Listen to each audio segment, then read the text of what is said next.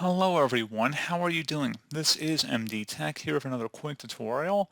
In today's tutorial, I'm going to show you guys how to hopefully resolve an issue you're experiencing on your Windows computer where it says alert, system battery voltage is low, and then it might say strike the F1 key to continue, F2 to run the setup utility, or F5 to run the onboard diagnostics. So this should hopefully be a pretty straightforward process here, guys, and without further ado, let's go ahead and jump right into it. So this is going to be mostly a verbal tutorial here, guys, so just take note of that. I'm not going to be showing much on the screen here.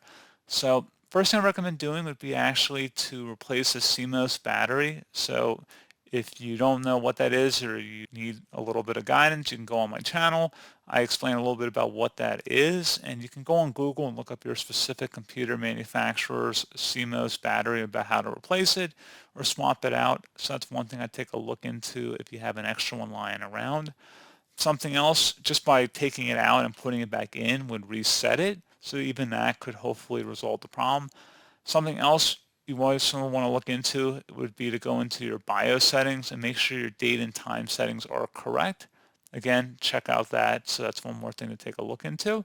But generally speaking, it has to do with the CMOS battery. So, I mean, that's really all there really is to say about it. So it usually has to do with the battery, not having enough power to run your computer.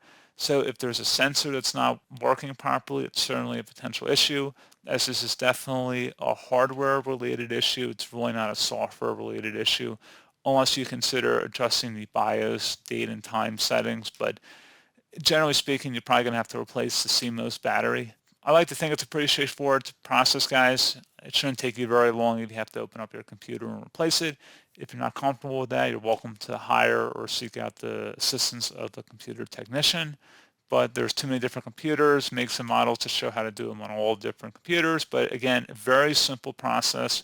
Google your specific make and model of computer and just how to replace or reset your CMOS battery, which basically just take it out of your computer, put it back in carefully. It looks like a watch battery, basically.